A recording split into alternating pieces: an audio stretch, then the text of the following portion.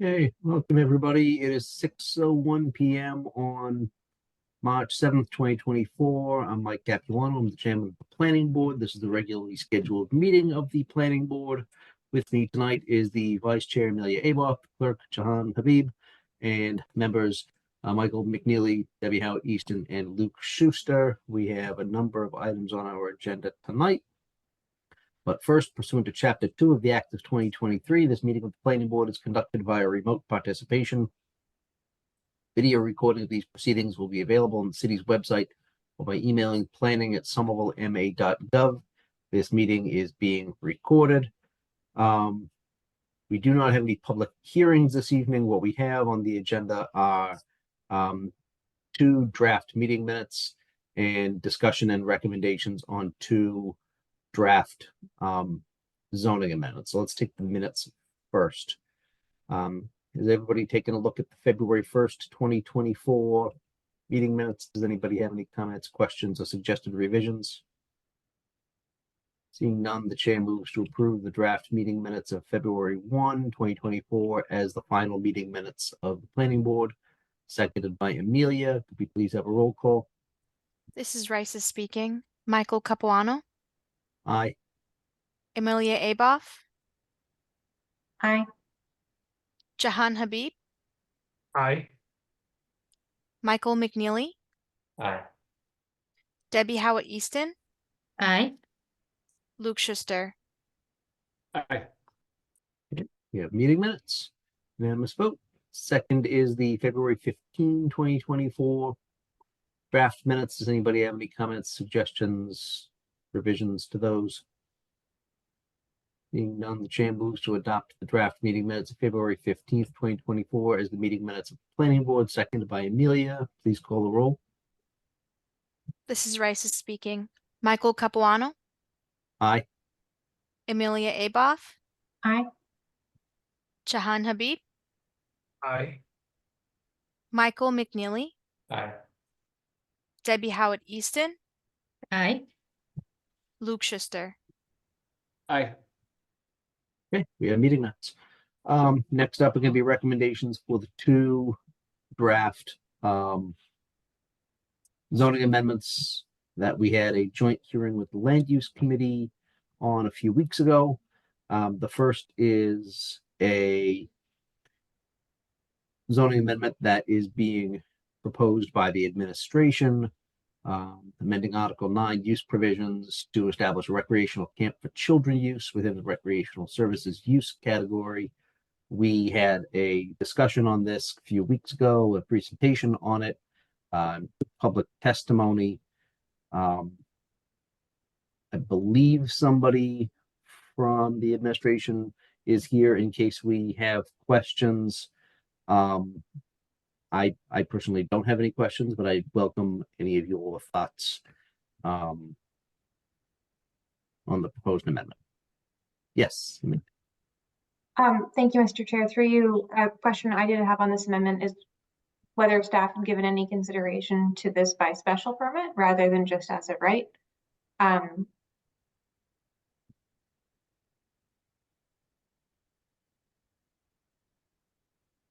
Hello, good evening, board. My name is Nick Antanovica. I'm the Director of Inspectional Services. I'm here to speak on this.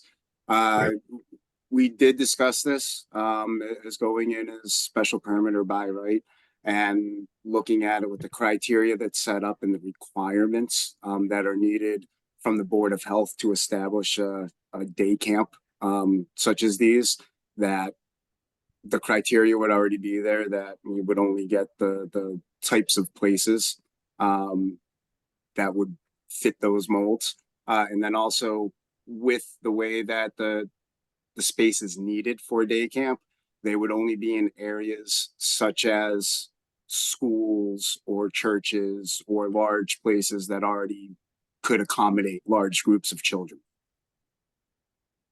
Thank you. Anybody have any other thoughts or questions? See, Michael? Can I just ask you to elaborate a little bit more on that last point about the space requirements? So can you, I guess, more specifically confirm that an arbitrary house in a neighborhood wouldn't have the space you think that would be required for this? Correct, and they would fall under different criteria. There's underneath the building code and the health code, there's just different levels for the number of children, the age of children, and those items. So, no, this isn't something that could pop up in somebody's backyard. Okay, thank you. Yeah, I mean, Mr. Chair, I really want to be in support of this change, but I do have some sympathy for the folks who turned out and spoke about their experience with this use at the hearing. Insofar as schools and churches are uses that can be looked that either are existing features in our community and not subject to sort of any further approvals, or can be placed in our community using the Dover Amendment, where there is not really a zoning process with any kind of discretion. I do think a day camp use has some different parameters as far as impacts to the community that might want some kind of mitigation. And I would have felt more comfortable I would feel more comfortable with a version of this amendment that reflected a special permit, so that there could be some discretion given to, I don't know, hours, circulation, capacity. I don't want to get in the way of this use that's very much needed and this mechanism to legalize something that is already happening. But I'm not sure that the total lack of discretion where these uses about residential neighborhoods is ideal either. So I'm just, that's where I am on this right now. that's fair. Anybody else have any comments, questions before I give my 2 cents? If Yes, Oh. look, I was gonna say, if there is a concern regarding the traffic and the amount of kids, the amount of kids is limited by the camp size and the allowable space there. Regarding traffic for the other permits that we issue, such as construction permits or sidewalk permits, we require a traffic plan be submitted to us and approved by our mobility department and our engineering department prior to the permit being issued. We could make that a requirement of this as part of, our issuance policy. That might satisfy my concern. I do think that day camps have different, I don't have children, so someone else can speak to this, but it would strike me that day camps do have different sort of pick up and drop off patterns than schools, where there's also perhaps more of an element of busing and making sure that that's managed in a way that is safe and not at odds with other. I'm not even, as usual, I'm not that concerned about traffic. I'm very concerned about bike lanes and delivery vehicles. So just understanding that the roads are being used in a way that is safe and reflective of some amount of planning would give me some more comfort there. Thank you. I'll if anybody else wants to go, Luke, had you? Go for it. Okay. My thought is I'm completely in support of this. I mean, the appropriate guardrails, I think, are already in existence through both, the health code, traffic and mobility management plans that are required to be submitted. The comments that were spoken in opposition to this application seem to have related to one particular facility that has been a school for about 100 years. And I guarantee they didn't move in and the school, miraculously appeared next to them. There's also a park next door that I used to play at all the time, including late at night. And I'm sure, the residents weren't too happy with that. People have been picked up and dropped off on Summer Street since there have been vehicles in Summel and kids going to school there. There have been kids going to recess there for as long as there has been school. There have been people parking and going to church across the street and congregating in the parking lot and making noise and blocking up Summer Street for as long as the church has been there and the school has been there. And we have noise ordinances as well.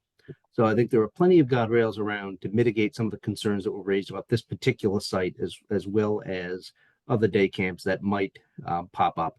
You're not going to stick, 1,000 children in a facility that houses, that can house 200. That's not going to happen. So to me, it's a little bit of a unfortunate circumstance that we have neighbors that aren't supportive of the fact that there's not just one school, there's also the daycare right next door, that the planning board permitted, I want to say about 10 years ago. So, none of this is new. This is not new noise. This is not new traffic. This is not new use of outdoor space. So I'm fully in support of legitimizing something and codifying something that's already gone. So, does anybody else have any comments, questions, thoughts? Seeing none. Yeah, Amelia. I have an academic question springing from this that we can absolutely leave, but this made me think for the first time about it.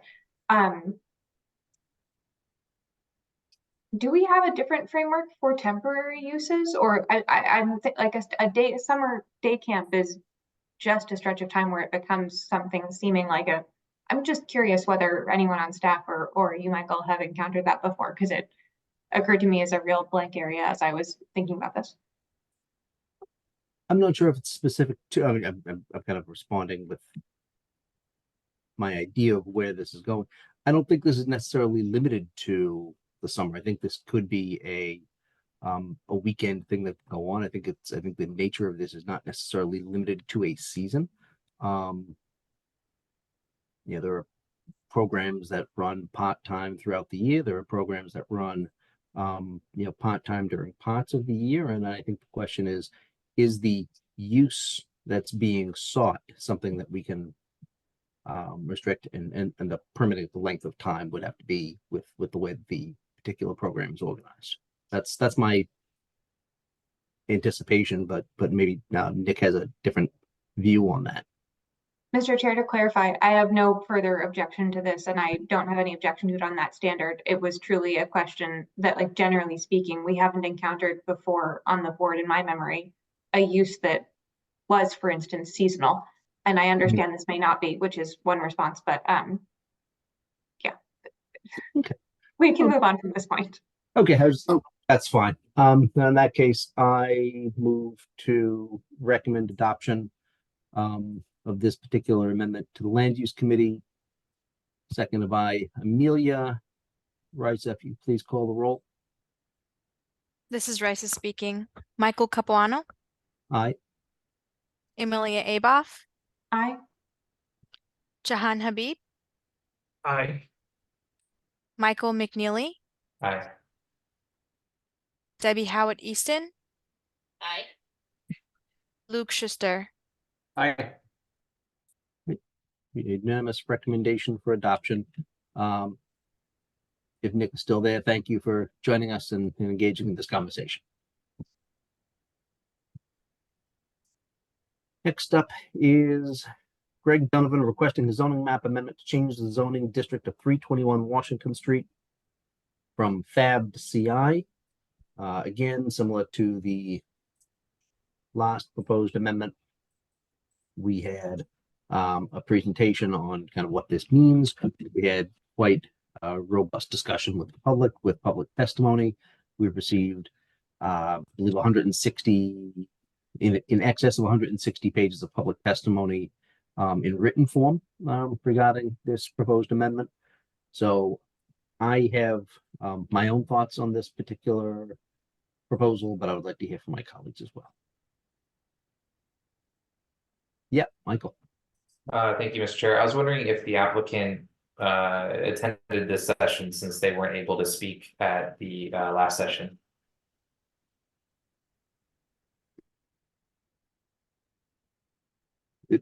Is that a question for me or for? I guess so. It just, I wanted to know if there was a way for us to learn a little bit more about the reasoning behind the request, because I don't think I got a lot of context from the applicant themselves. I don't think we did. I don't recall seeing it specifically in the written submissions that we received. If staff could clarify that point, I think the answer to Michael's question is no. This is Risa speaking. Rarely do the petitioners are required to come to the planning board hearing, as it's more of a discussion and a deliberation between the board members. I do not see the applicant here as a participant, if that answers your question, Member McNeely. That does, thank you.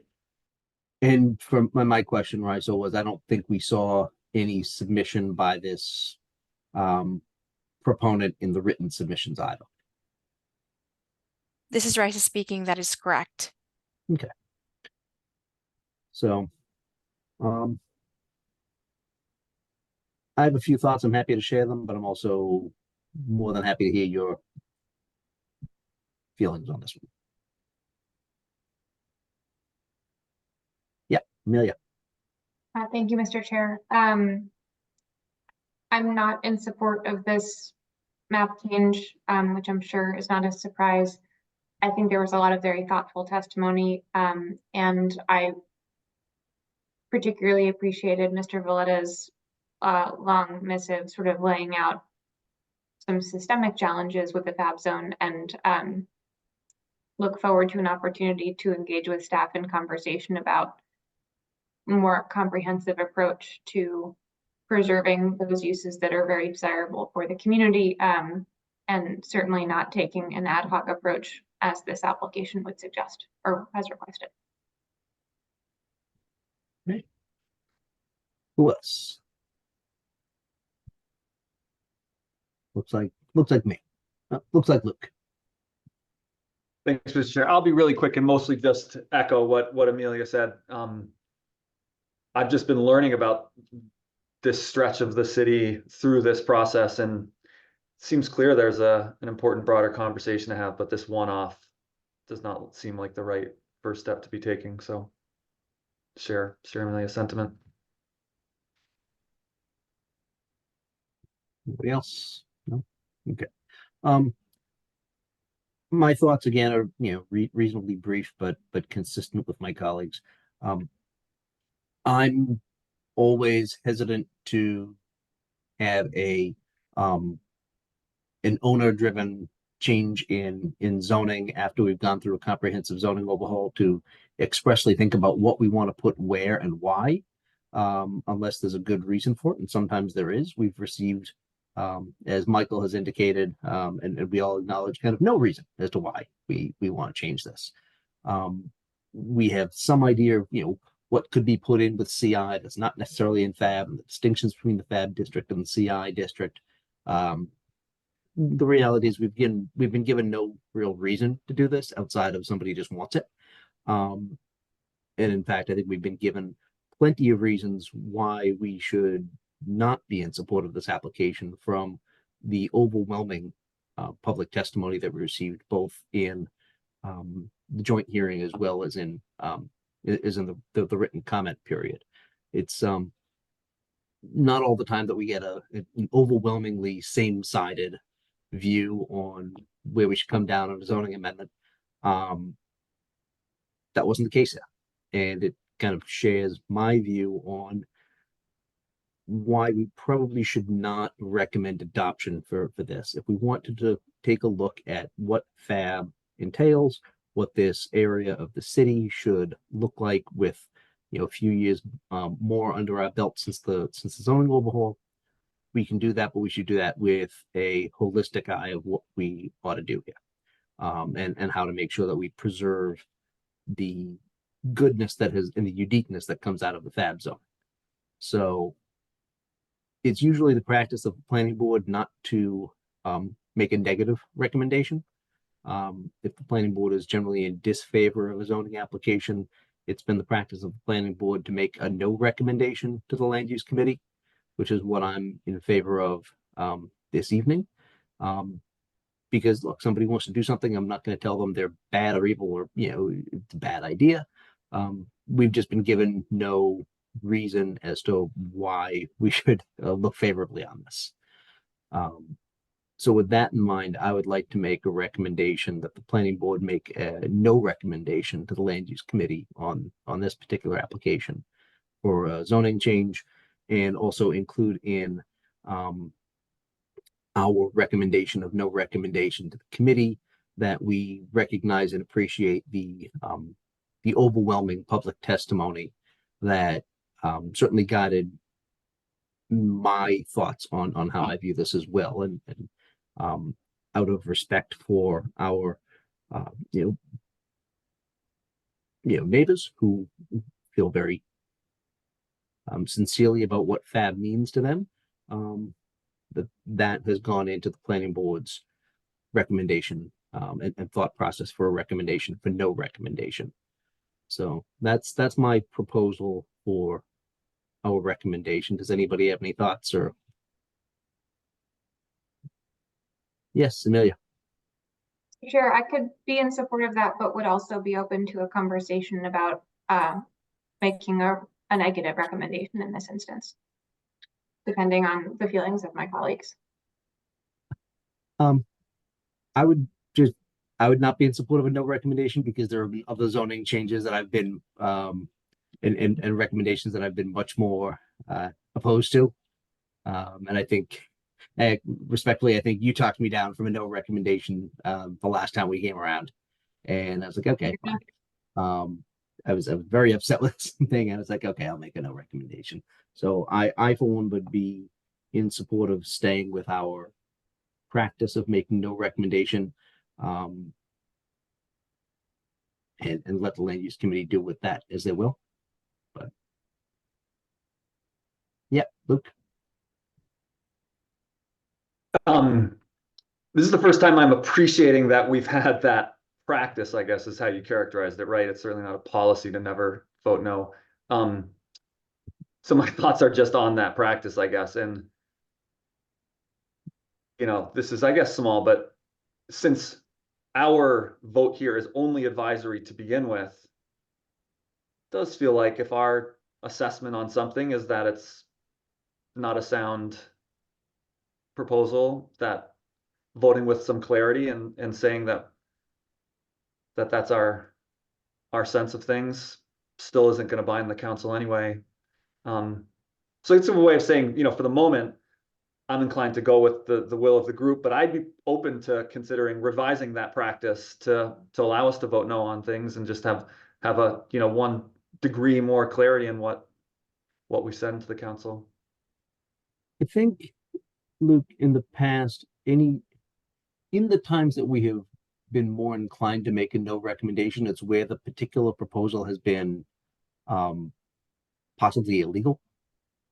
And even then, I think we've erred on the side of no recommendation. For me, there might be a good reason for this person to be making this request. We don't know what it is, but just because I don't necessarily agree with it doesn't mean for me, I don't feel comfortable making my first vote for a no recommendation on something that isn't the worst thing I've ever seen. You're not putting a 15-story building next to a in a single-story neighborhood.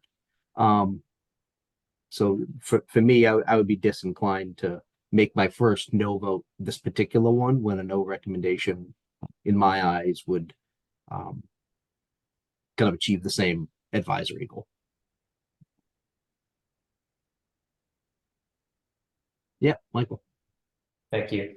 I'm sensing that the board, may generally have a slightly negative feeling about this application, but I do appreciate, especially as a new member, not trying to change our standard way of voting. Can I suggest maybe we add an extra layer of context as we have in the past with a short, memo describing some of our issues, maybe, or something like that? Yeah, if you want to add, so I think I included some narrative to be used in the recommendation. If you'd like to add some, feel free.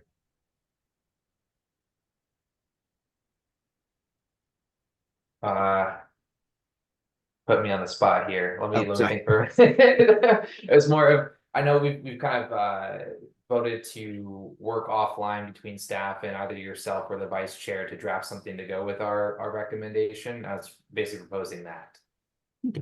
So I think your suggestion is something that we've often done, is kick the can over to staff to please draft a recommendation that includes the discussion and sentiments of members of the board.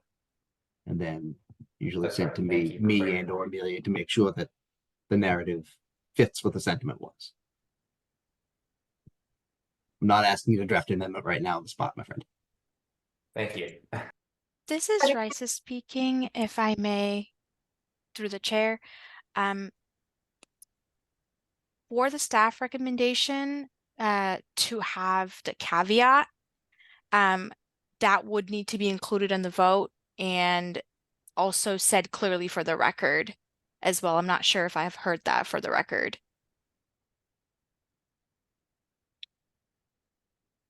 I'm sorry, say that one more time.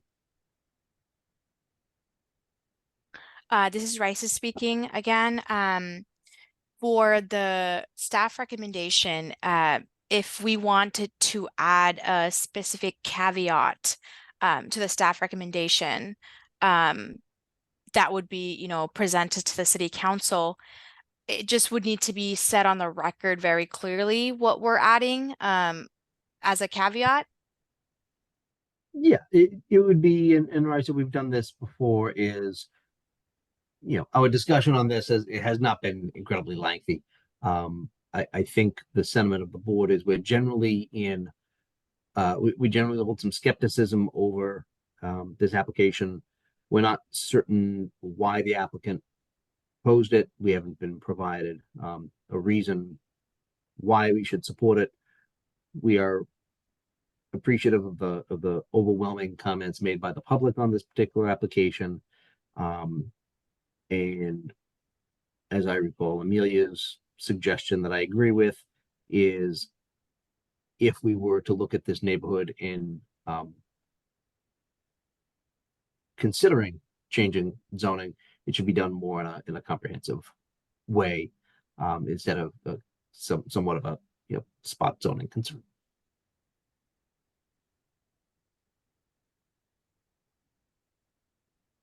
Am I missing anything? Mr. Chair. Yep. While I agree with that sentiment, I think we probably should not raise this vector of spot zoning explicitly in our recommendation unless it is very much our intention to do so. It is not. It is not mine, at least. Raisa, does that help clarify the issue for you? This is Raisa speaking. That does. Thank you. Does anybody else have anything that they would like to tack on to the recommendation? Okay, seeing none, the chair moves to make a recommendation of no recommendation with the narrative. I just laid out that hopefully summarizes to the best of our ability the discussion and the concerns of the members of the board. Seconded by Amelia. Raisa, can you please call the roll? This is Raisa speaking. Michael Capuano, Aye. Emilia Aboff, Aye. Jahan Habib, Aye. Michael McNeely, Aye. Debbie Howard Easton, Aye. Luke Schuster. Aye. It'll be unanimous recommendation of nil. So no further business before the planning board. Brysa, can you confirm that we are not meeting in 2 weeks? And that the next meeting will be April 4th? This is Raisa speaking. At this time, to the best of my knowledge, there are no items on the March 21st agenda. So that meeting will most likely be canceled and the next meeting will be on April 4th. Thank you all very much. I see Luke. Yeah. Thanks, Mr. Chair. I hope this is the appropriate to raise this just last minute question, which is, I am noticing how few new projects are coming to us, and just curious to raise the question am I reading it right that this is a reflection of a shifting market and fewer projects are coming up because of that, or is there just some randomness to the lull we're seeing?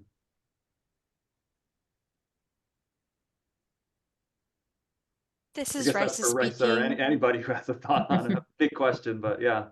This is Raisa speaking. Normally this would have to be something that would need to be added to an agenda for discussion, but very quickly I can say that I do believe that there has been, you know, I guess a slowing down of developments at this time in Somerville. Appreciate that. No need to go deeper now, but it's very noticeable how different the agendas are, you know, March 2024 from March 2023.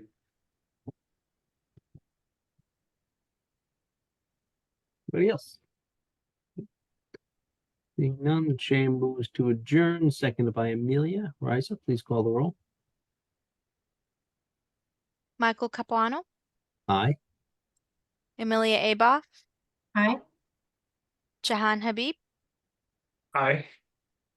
Michael McNeely, Aye. Debbie Howard Easton, Aye. Luke Schuster. Aye. Good night, everybody, and Raisa and I are now tied at 2. Thank you. Good night. Good night. Aye. Have a good night.